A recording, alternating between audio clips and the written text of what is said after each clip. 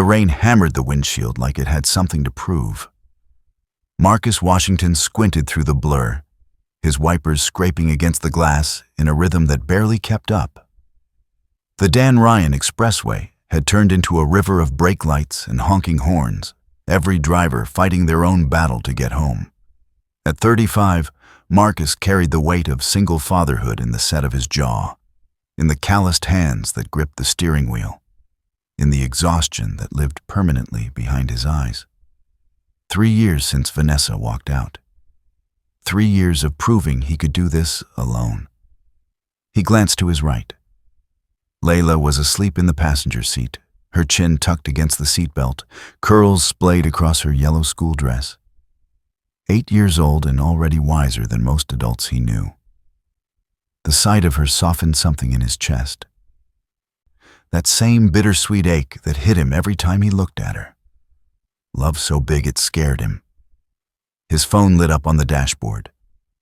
Another job site alert. Another problem that needed solving. Marcus ignored it. The inspection had run late. His jacket still smelled like sawdust and fresh paint. And all he wanted was to get his daughter home safe. That's when he saw it. Blue and red lights flickered weakly through the sheets of rain, about 50 yards ahead. A police cruiser sat crooked on the shoulder, hood popped open like a broken jaw. A lone officer stood over the engine, uniform soaked through, posture stiff despite the storm battering her from every direction. Most drivers kept going. Marcus watched 3 cars pass without even slowing down. He understood why. In this weather, in this city, with the weight of history pressing down on every interaction between black men and police, stopping felt like a risk. But his mama had raised him on one rule that overrode everything else. You don't pass people in trouble if you still got breath in your body. Marcus eased his foot off the gas. Layla stirred, blinking against the lights. Daddy, what's that? Police car broke down, Marcus said, keeping his voice steady. Calm. The voice he used when he needed her to trust him. Looks like the officer needs help. Is she okay? Layla's small hand reached for his sleeve. I'm gonna check. Marcus pulled ahead of the cruiser and stopped, putting on his hazards. Rain pounded the roof like fists. You stay right next to me. You hear me? Layla nodded, eyes wide and serious. Marcus stepped out into the storm. Rain soaked him instantly, cold and sharp. He kept his hands visible as he approached, movements deliberate, voice respectful. Because good intentions didn't always protect you. He'd learned that lesson young. Evening, officer, he called over the wind and rain. You all right? Need a hand? The officer turned slowly, and Marcus felt the ground shift beneath him. He knew that face, not as a cop, not in uniform, but as a memory that had never really stopped living inside him. The shape of her cheekbones, the curve of her mouth, the eyes that used to look at him like he was home. His voice came out rough, disbelieving. Nia? The officer went completely still. Rain streamed down her face as she stared at him. Her lips parted, and for a moment, the professional mask cracked wide open. Marcus? Her voice trembled. Marcus Washington? Time folded in on itself. Nia Brooks, his college sweetheart, the woman who'd left Chicago chasing dreams in Los Angeles, who'd promised it wasn't forever, who'd needed more than what he could give. The one who got away, the one he'd spent years trying to forget. Now she stood in front of him with a badge on her chest and heartbreak written all over her face. Neither of them moved. The rain kept falling. The highway kept rushing past. And Marcus felt everything he'd carefully built over the last decade start to crack. Layla's small voice cut through the moment. Daddy? Marcus turned. His daughter stood at the edge of the shoulder, yellow dress bright against the gray storm, staring at the woman in uniform with the kind of suspicion only children possess. He looked back at Naya. Her eyes had found Layla now, and something in her expression shifted, softened, then broke. Nia's voice faltered. She swallowed hard. My battery's dead. Dispatch says 2 hours for a tow. Marcus forced himself to breathe, to think, to be the man his daughter needed him to be. I can take a look, he said. I fix things for a living. Before we dive into this story, I need your help. We're on a mission to hit 1,000 subscribers, and every single subscription gets us closer to that goal. If you enjoy stories about complicated love, about people who choose each other despite the odds, please hit that subscribe button. And I'd love to know, where are you listening from? Drop a comment and tell me your city or country. Building this community means everything, and knowing where you all are from makes it even more special. Marcus grabbed the flashlight from his truck, his hand steadier than his heartbeat. The rain hadn't let up. If anything, it had gotten worse, turning the shoulder into a river of mud and debris.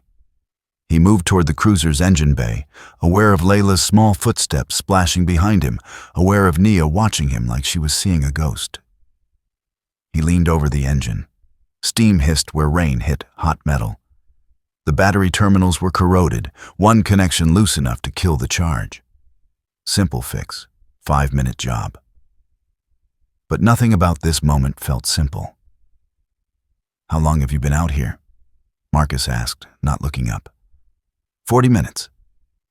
Nia's voice was tight, professional, like she was forcing herself to stay composed. I was responding to a call when it just died.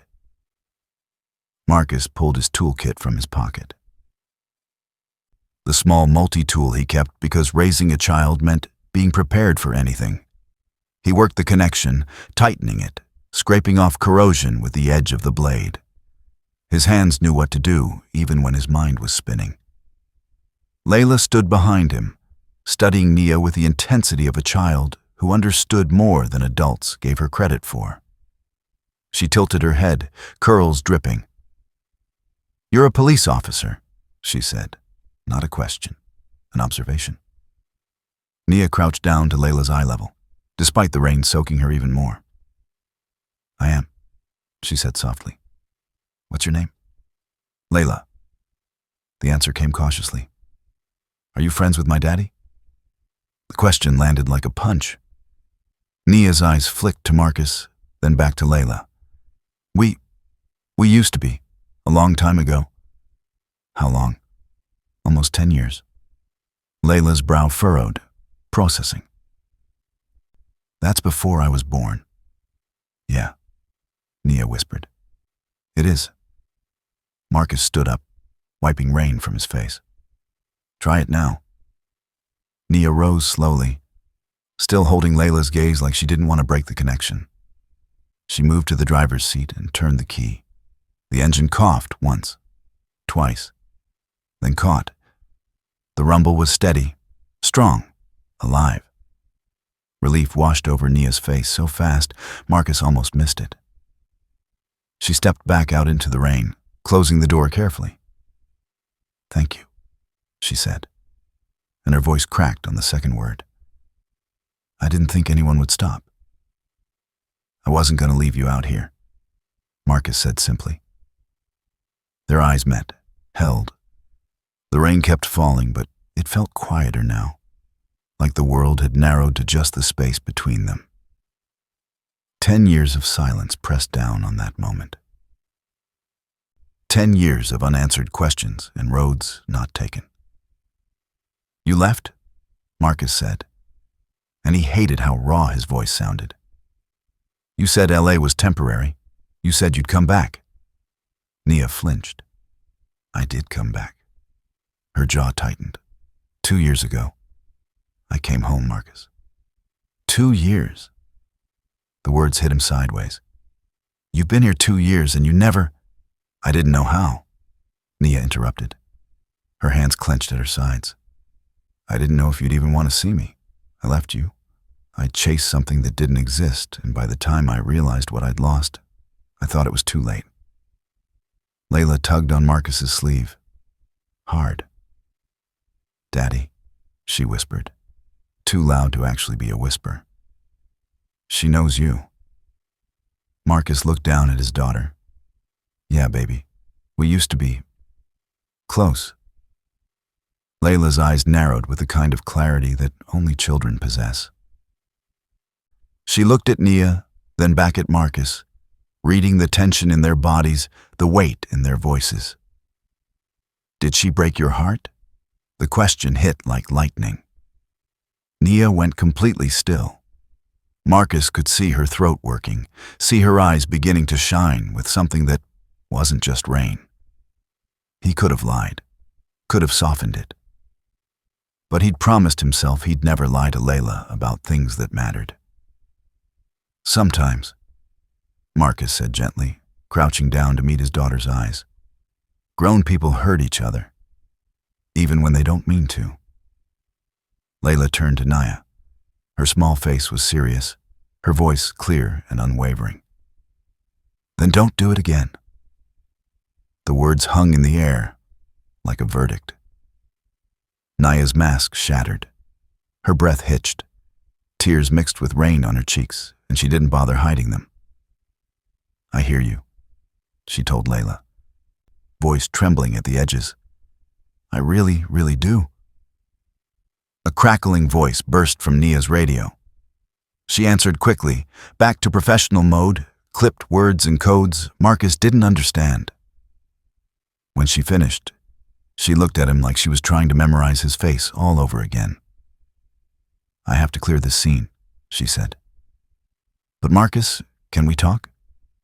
Not like this. Not in the rain with 10 years between us. Marcus hesitated.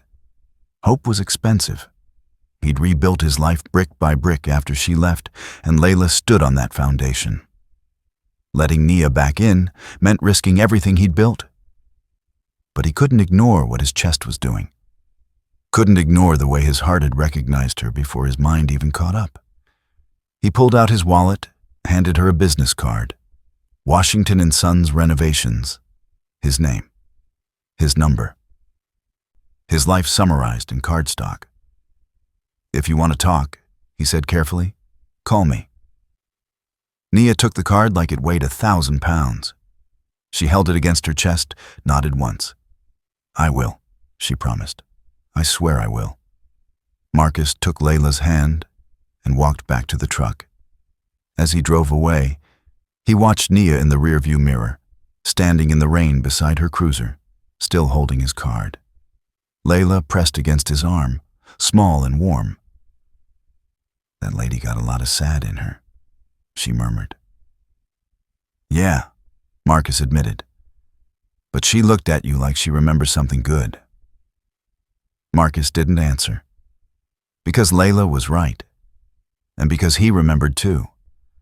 And because he could already feel the next chapter forming, whether he was ready for it or not.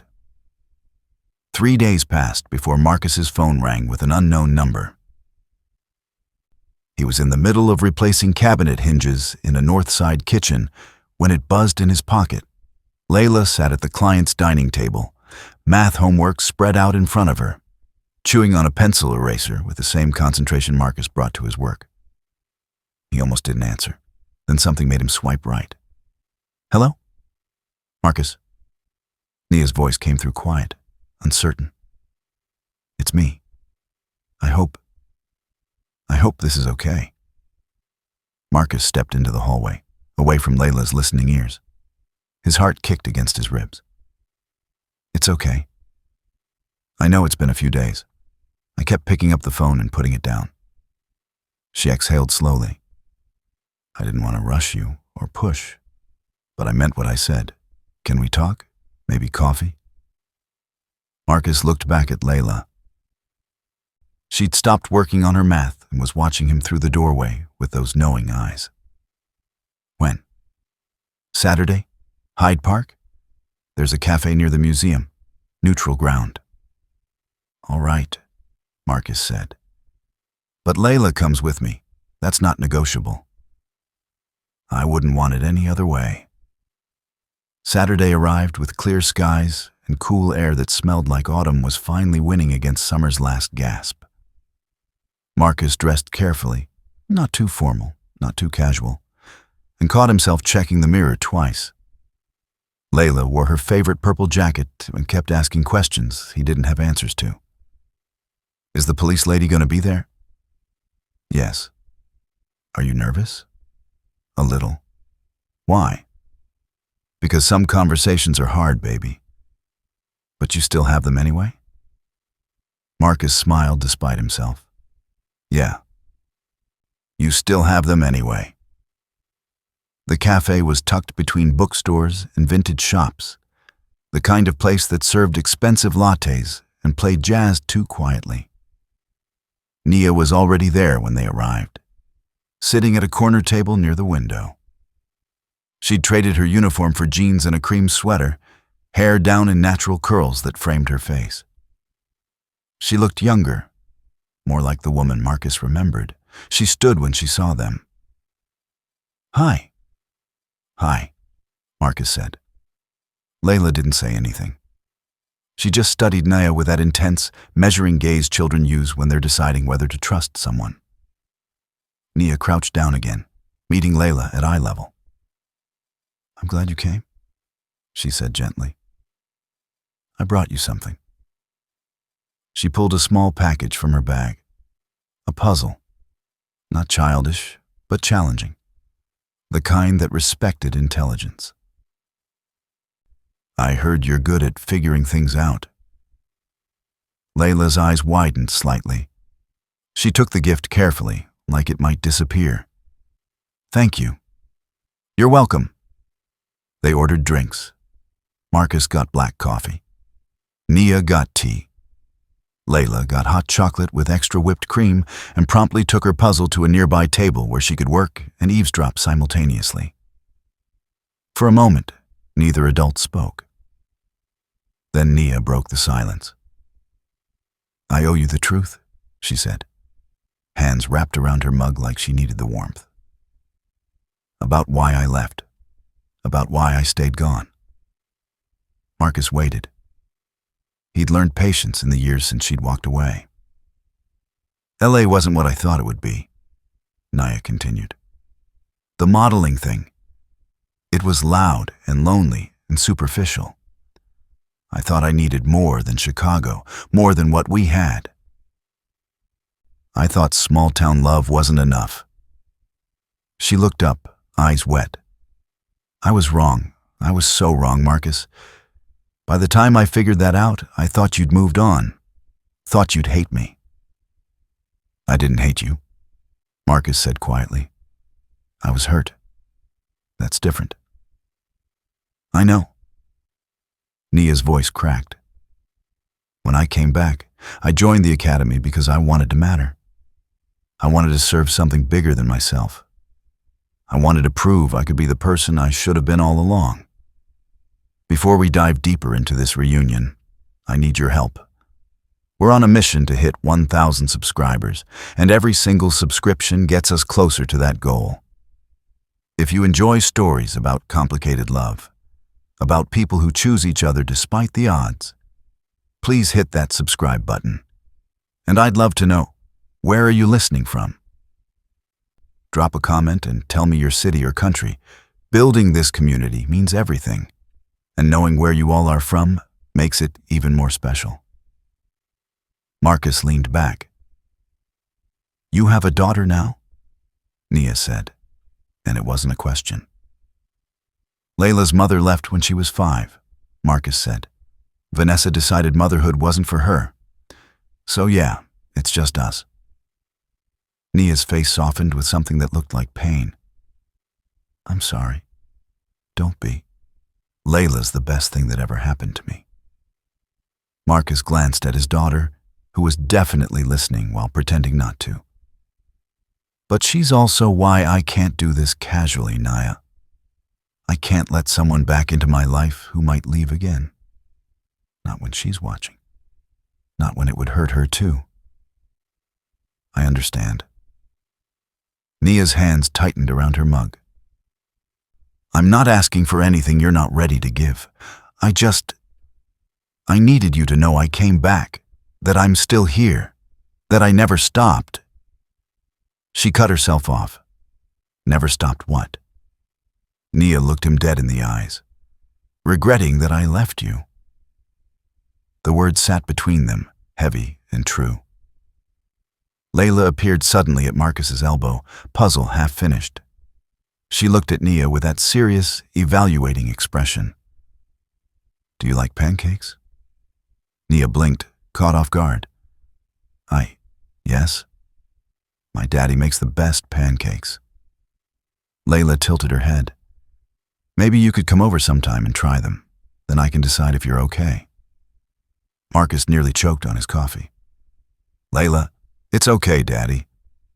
Layla patted his arm. I'm just being careful. You always say we should be careful with our hearts. Nia's eyes shimmered. She looked at Layla like she was seeing something miraculous. You're right, she whispered. Hearts are important. And I promise, if your dad says it's okay for me to come over, I'll be very, very careful with both of yours. Layla considered this, then nodded once. Okay. She went back to her puzzle. Marcus and Nia stared at each other across the table. She's incredible, Nia said. She is, Marcus agreed. And she's the reason I can't rush this. I don't want to rush, Nia said. I want to do it right this time, even if it takes years. Marcus felt something loosen in his chest, something that had been locked tight for a very long time. Years, huh? However long it takes. He almost smiled, almost let himself hope. Pancakes are on Sundays, he said carefully. If you want to come. Nia's face lit up like sunrise. I want to come. As they left the cafe an hour later, Layla slipped her hand into Marcus's. I like her, she announced, but I'm still watching. Me too, baby, Marcus said. Me too. What neither of them knew was that across the street, sitting in a silver sedan with tinted windows, Vanessa Washington watched the whole thing, and she was already pulling out her phone. Vanessa showed up unannounced on a Tuesday. Marcus was in the driveway teaching Layla how to change a tire when the silver sedan pulled up. He recognized it immediately. His jaw tightened as Vanessa stepped out. Designer sunglasses perched on her head, heels clicking against the pavement like a warning. Layla, baby, go inside and wash up for dinner, Marcus said quietly. Layla looked between them, sensing tension. But Daddy, inside, now. Layla obeyed reluctantly, casting one last look over her shoulder before disappearing through the front door. Vanessa smiled, but it didn't reach her eyes. Marcus, the house looks good. You've been busy. What do you want, Vanessa? Can't a mother check on her daughter? You haven't checked on her in 8 months. Marcus crossed his arms. What do you really want? Vanessa's smile thinned. I heard you've been spending time with someone, a cop, apparently. Officer Nia Brooks. She said the name like it tasted bitter. Isn't that interesting? The same Officer Brooks who gave me a ticket last year for an expired registration. Small world. Marcus felt ice slide down his spine. How do you know about Nia? I have eyes, Marcus. I saw you 3 at that cafe in Hyde Park. Very cozy. Vanessa stepped closer. I'm curious. Does she know about our custody arrangement? Does she know that legally I still have rights? You walked away from those rights. I never signed them away. Vanessa's voice turned sharp, which means if I decide I want more time with Layla, I can petition the court. And judges love mothers, Marcus. even ones who took a break to find themselves. Marcus's fists clenched. You don't give a damn about Layla. This is about control. This is about making sure my daughter isn't being raised around your new girlfriend. Vanessa pulled out her phone, showed him a photo. It was Nia, in uniform, standing outside their house 3 days ago when she'd stopped by to drop off a book for Layla. A cop with a gun around my child. I wonder what a judge would think about that. You're unbelievable. I'm practical. Vanessa slipped the phone back into her purse. Here's what's going to happen. You're going to cool things off with Officer Brooks, or I'm going to file for joint custody. And trust me, Marcus, I've got a lawyer who loves cases like this. She turned to leave, then paused. Oh, and tell Layla her mother said hello. I'll be seeing more of her soon. The sedan pulled away, leaving Marcus standing in the driveway with his heart pounding and his mind racing. That night, after Layla fell asleep, Marcus called Nia. She answered on the second ring. Hey, she said warmly. I was just thinking about you. We need to talk. Marcus's voice was tight. Vanessa showed up today. Nia's tone shifted immediately. What happened? Marcus told her everything. The threats, the custody leverage, the fact that Vanessa recognized Nia from a traffic stop. When he finished, silence stretched between them. Marcus, Nia said carefully, I don't want to be the reason you lose time with Layla. You're not the reason. Vanessa is. But I'm the excuse she's using. Nia's voice cracked slightly. Maybe I should step back, just for now, until things settle. No. The word came out harder than Marcus intended. I'm not letting her control my life again. I'm not letting her decide who I can and can't care about. Even if it costs you? Marcus closed his eyes. I've already lost too much by playing it safe, Nia. I lost you once because I didn't fight hard enough. I'm not making that mistake again. This is different. This is Layla. Which is exactly why I need to show her that you don't back down when things get hard. That love is worth fighting for. Marcus's voice steadied. But I need to know you're in this. Because it's about to get ugly. Nia was quiet for a long moment. Then, I'm in. Whatever comes, I'm in. 2 days later, Nia came over for Sunday pancakes as promised. Layla had been excited all morning, setting the table with extra care, arranging the syrup bottles just right. When Nia arrived, she brought flowers for the table and a children's book about a girl who wanted to be a detective. Layla hugged the book to her chest like treasure. They ate together, Layla talking nonstop about school and her friends and the puzzle Nia had given her. The conversation felt easy, natural, like they'd been doing this for years instead of weeks. After breakfast, Layla asked if Nia wanted to see her room. Marcus watched them disappear down the hallway, heard Layla's excited voice explaining her collection of rocks and her drawings taped to the walls. When they came back, Layla was holding Nia's hand. That image, his daughter's small fingers wrapped around Nia's, did something to Marcus's chest, made him realize how much he wanted this, how much Layla wanted this.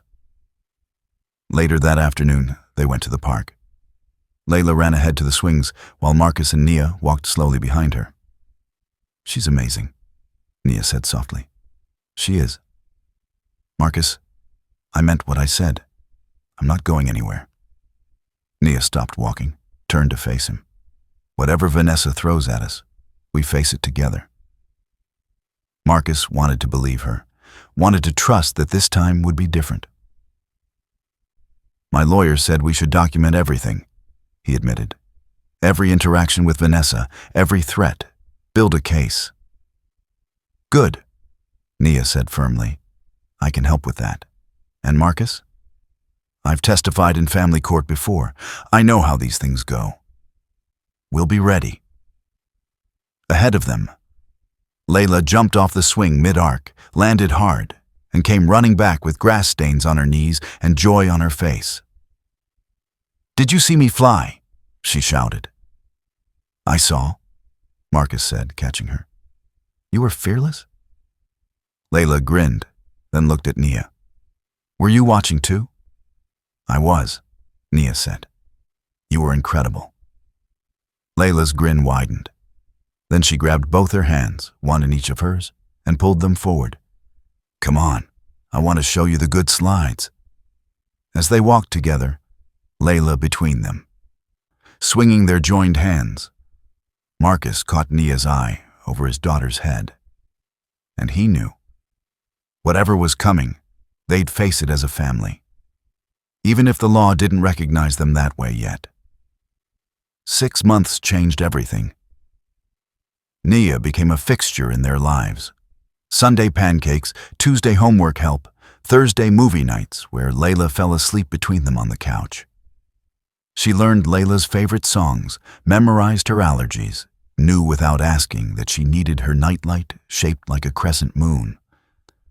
Marcus watched it happen with a mixture of wonder and terror. Watched his daughter fall in love with Nia the same way he was falling all over again. On a cold February evening, Marcus drove them back to that stretch of highway where it all began. The spot where Nia's cruiser had broken down. Where fate had decided to give them a second chance.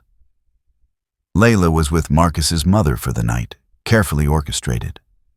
Nia looked confused when Marcus pulled over. Why are we stopping here? She asked. Marcus turned off the engine.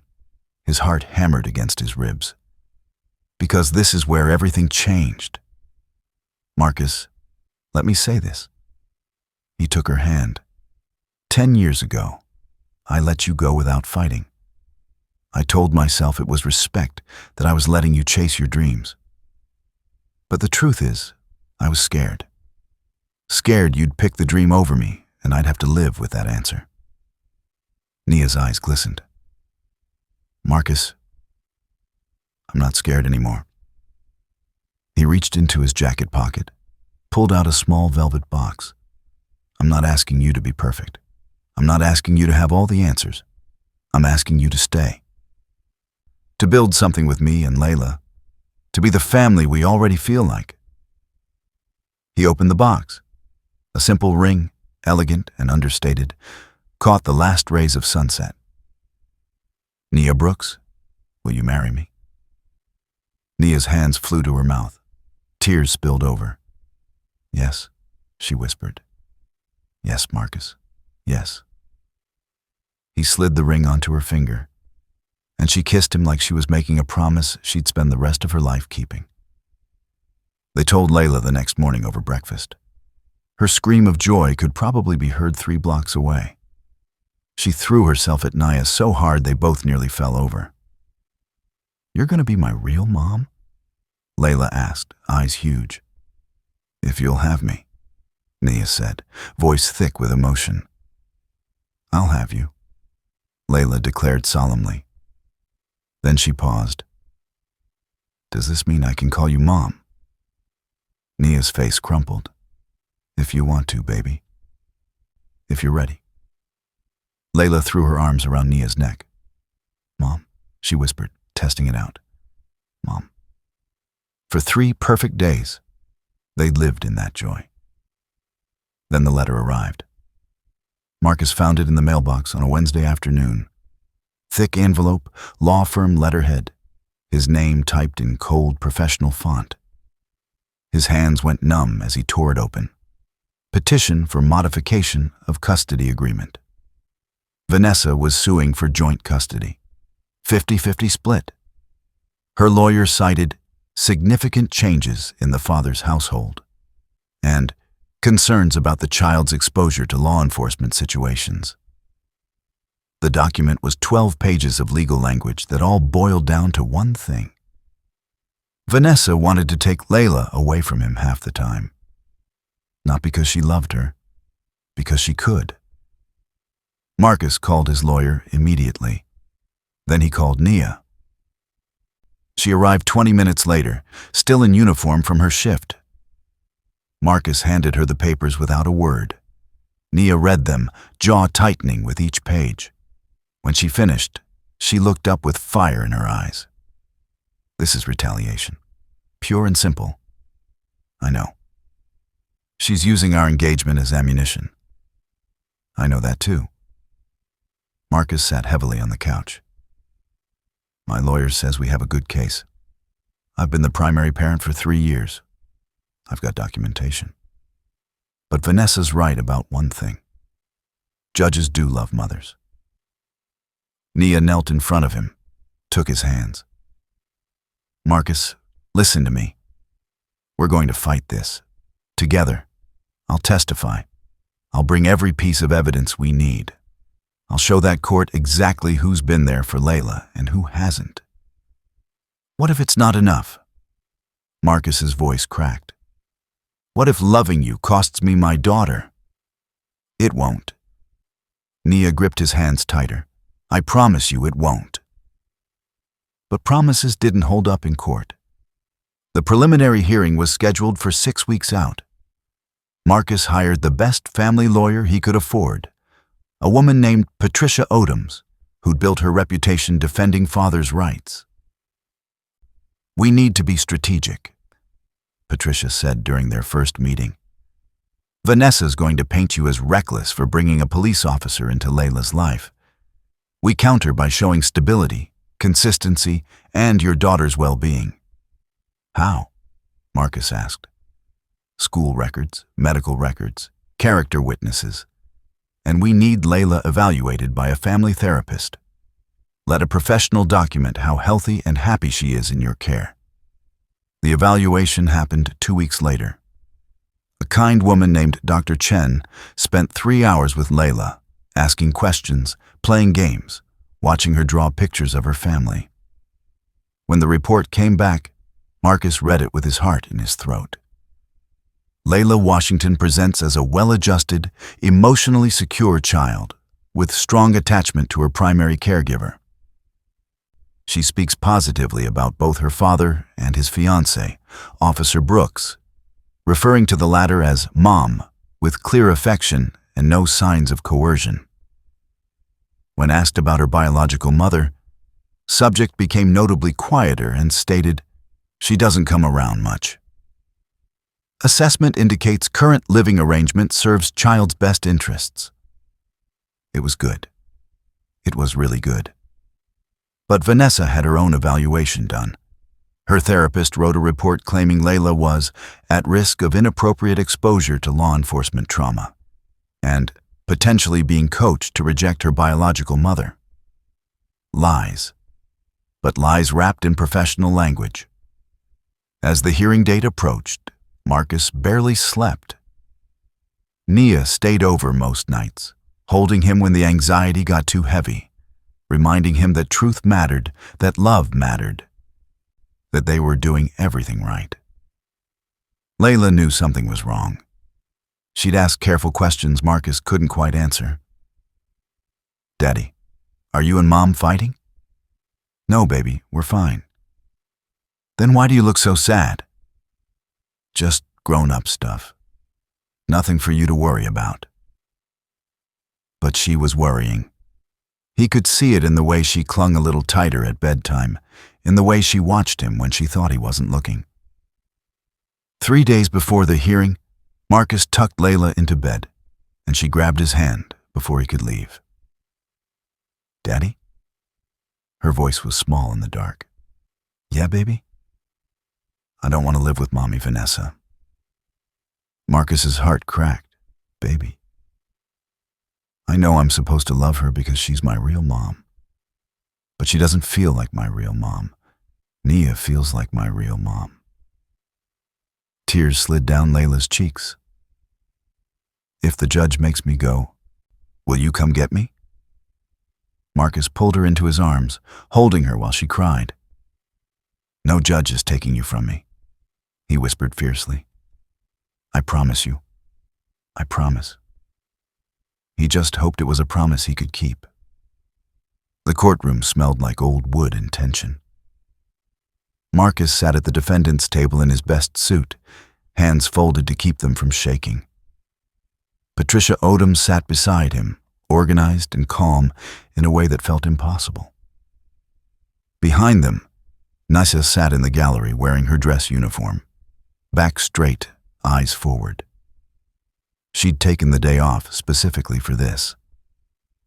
Across the aisle, Vanessa sat with her lawyer, a sharp-eyed man in an expensive suit who looked like he enjoyed these battles. Vanessa had dressed for sympathy. Soft colors, minimal makeup, the picture of concerned motherhood. Marcus's stomach churned.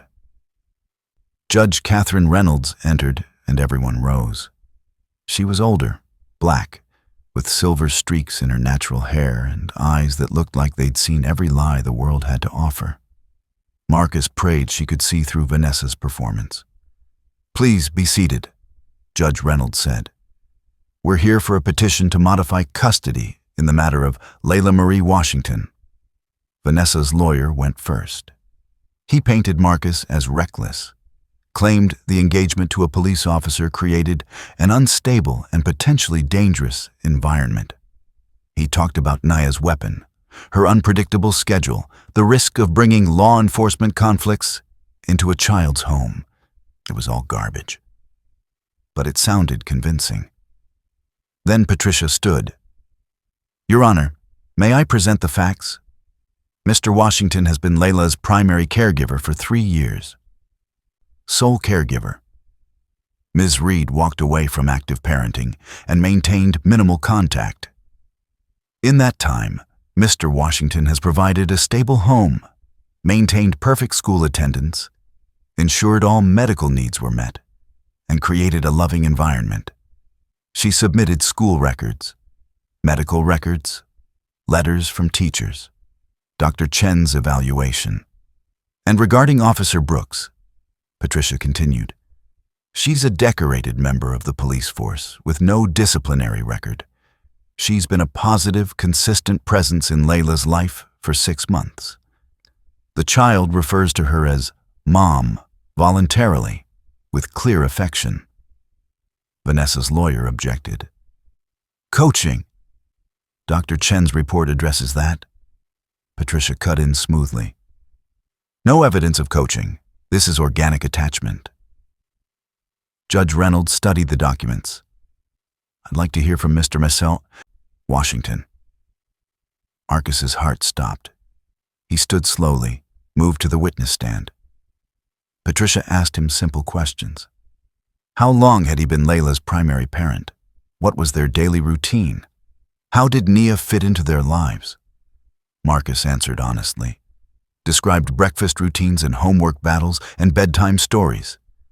Described how Nia had earned Layla's trust slowly, carefully, never pushing, never demanding. Then Vanessa's lawyer cross-examined. Mr. Washington, isn't it true that Officer Brooks carries a firearm in your home? It's locked in a biometric safe, Marcus said steadily. Layla can't access it. But the risk exists. The risk exists every time Layla rides in a car, or crosses a street, or lives life. Marcus met the lawyer's eyes. Nia's profession doesn't make her dangerous. It makes her trained, responsible, and trustworthy. And isn't it true you began this relationship without considering how it might affect custody? Marcus's jaw tightened. I began this relationship because I fell in love with a woman who loves my daughter, who shows up, who stays.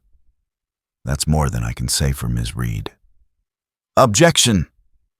Vanessa's lawyer barked. Sustained, Judge Reynolds said.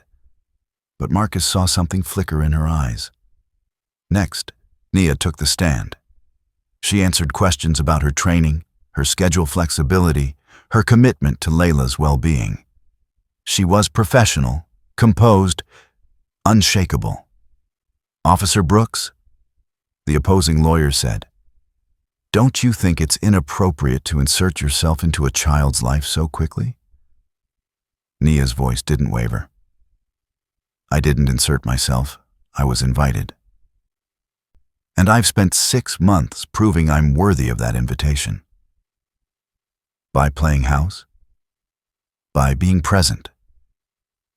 Nia leaned forward slightly. "I've been to every parent-teacher conference since we got engaged. I know Layla's medication allergies. I know she's afraid of thunderstorms and loves astronomy and wants to be a veterinarian. I know these things because I pay attention, because I care." She looked directly at Vanessa. "Caring isn't playing house. It's showing up consistently, something Ms. Reed hasn't done." The courtroom went silent. Finally, Judge Reynolds called a brief recess. Marcus stood in the hallway with Nia and Patricia, trying to breathe. "You both did well," Patricia said. "Now we wait." The wait felt eternal. When they returned, Judge Reynolds had her decision ready. She looked down at the papers in front of her, and then up at the room. "I've reviewed all submitted materials," she began. "Testimony from both parties, psychological evaluations, school and medical records." Marcus's heart hammered so hard, he thought everyone could hear it. "Ms. Reed, I appreciate your renewed interest in your daughter's life. However, interest is not the same as consistency. You voluntarily reduced your parenting time 3 years ago. Since then, your involvement has been sporadic at best." Vanessa's face went pale. "Mr. Washington, conversely, has demonstrated unwavering commitment to his daughter's well-being. The evidence shows a stable, loving home. Officer Brooks's presence appears to enhance, not endanger, that stability." Judge Reynolds looked directly at Marcus. "Petition denied. Primary custody remains with Mr. Washington. Ms. Reed, your current visitation schedule will continue unchanged unless you can demonstrate sustained, consistent involvement over the next year." The gavel came down. Marcus couldn't breathe, couldn't move. Patricia squeezed his shoulder.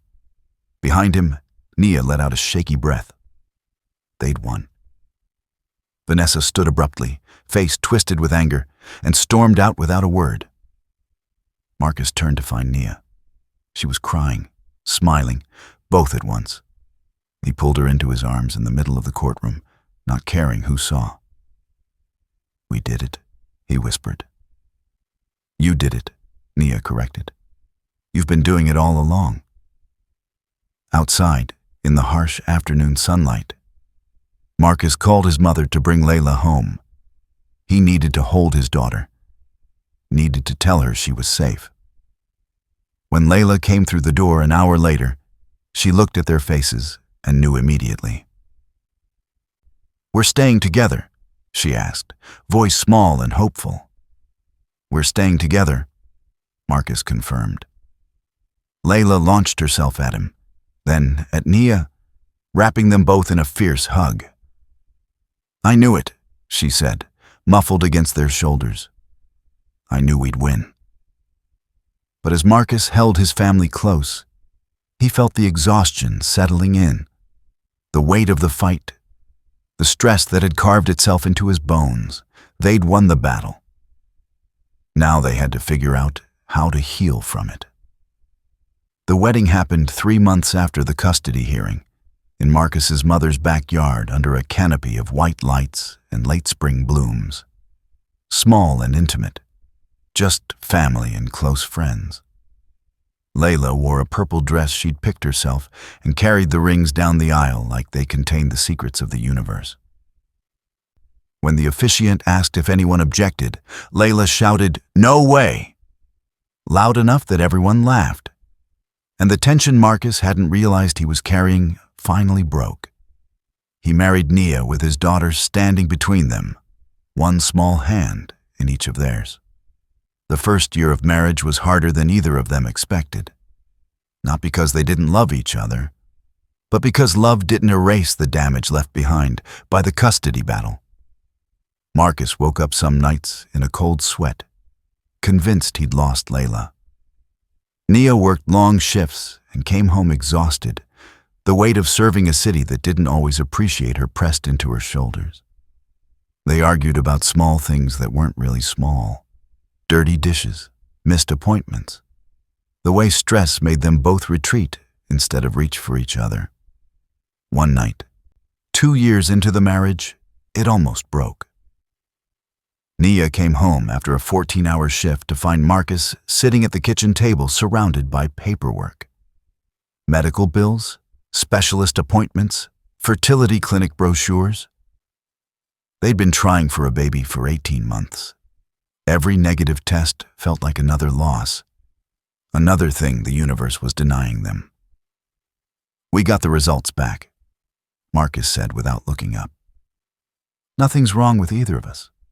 They're calling it unexplained infertility." Nia set down her duty belt carefully. "Okay, so what do we do?" "I don't know." Marcus's voice was hollow. "I don't know if I can keep doing this. The hoping and the failing and the... So we stop." Marcus looked up sharply. "What?" "We stop trying so hard." Nia sat down across from him. "We have Layla. We have each other. Maybe that's enough." "Is it?" Marcus asked. "Is it enough for you?" Nia's eyes filled. "I don't know," she admitted. "I wanted to give you another child. Wanted to experience pregnancy, all of it. But watching you break yourself trying to make it happen, that's worse than not having it at all." They sat in silence, the weight of unmet expectations pressing down on them. Then Layla appeared in the doorway, 11 years old now, taller and wiser. "Are you guys okay?" "Yeah, baby," Marcus lied. "Just tired." Layla studied them with those knowing eyes. "You don't look okay. You look sad." Nia reached for her stepdaughter. "Come here." Layla climbed into Nia's lap, too big for it really, but neither of them cared. Marcus joined them, and they sat there in the kitchen, holding on to each other like they were afraid to let go. "I love you both," Layla said quietly. "Even when you're sad. Even when things are hard." And somehow, that small truth steadied them. They stopped the fertility treatments, stopped tracking cycles and taking temperatures and turning intimacy into a mission. They focused on what they had instead of what they didn't. Life settled into a rhythm. Marcus expanded his renovation business. Nia made sergeant. Layla thrived in middle school, all science fairs and debate team and big questions about the universe. Then, on a random Tuesday morning 3 years after they'd stopped trying, Nia woke up nauseous. She took a test alone in the bathroom, hands shaking, not wanting to hope. When the 2 pink lines appeared, she sat on the floor and cried. Marcus found her there 20 minutes later. He saw the test, saw her face, then fell to his knees beside her. "Are you sure?" he whispered. 3 tests, all positive." They told Layla that night. She screamed so loud the neighbors probably heard. Then she put her hands on Nia's still flat stomach and said, "Hi, baby. I'm your big sister. I'm going to teach you everything." The pregnancy wasn't easy. Complications in the 2nd trimester put Nia on bed rest for 6 weeks. Marcus took family leave, juggling Layla's schedule and Nia's needs and his business responsibilities. But they made it work. Together. Elijah Marcus Washington was born on a clear autumn morning, weighing 7 pounds and screaming like he had opinions about the world already. Marcus held his son for the first time and felt something complete itself in his chest. Nia recovered slowly. The birth had been traumatic, and for weeks afterward, Marcus watched her struggle with exhaustion and postpartum anxiety. He held her when she cried, took night feedings when she needed sleep, reminded her over and over that she was enough, that she was doing enough, that they would get through this like they'd gotten through everything else. Layla proved to be the best big sister imaginable. She sang to Elijah when he cried, helped with diaper changes without complaining, and told everyone at school about her baby brother with pride in her voice. 2 years later, Marcus stood on his front porch at dawn, Elijah on his hip, watching the sun come up over their Chicago neighborhood. Nia was still asleep inside. Layla was at a friend's house for the weekend. The house they'd renovated together was filled with evidence of their life. Layla's artwork on the fridge. Elijah's toys scattered across the living room, photos documenting every stage of their blended, hard-won family. Marcus thought back to that rainy night on the highway, the moment he decided to stop and help, the moment that had changed everything. "You know what I learned, little man?" Marcus said to his son, who gurgled in response. "We always stop. When someone needs help, when love shows up unexpected, when life gives you a second chance, we don't keep driving. We stop. We show up. We stay." Elijah grabbed his father's nose with a chubby fist. Marcus laughed, kissed his son's forehead, and carried him back inside. Back to the family that had been built not just on love, but on choice, on showing up, on stopping when it mattered most. Some love stories are simple. Boy meets girl. They fall in love. The end. But the best ones? The ones worth telling? Those are built on something deeper, on character tested by fire, on people who choose each other not just once, but over and over again, on families that prove love isn't about biology, it's about showing up. Marcus and Nia's story didn't start with a meet cute. It started with a breakdown, a rainstorm, and a man who refused to drive past someone in need. It continued through custody battles and fertility struggles and all the messy, beautiful, difficult work of building a life together.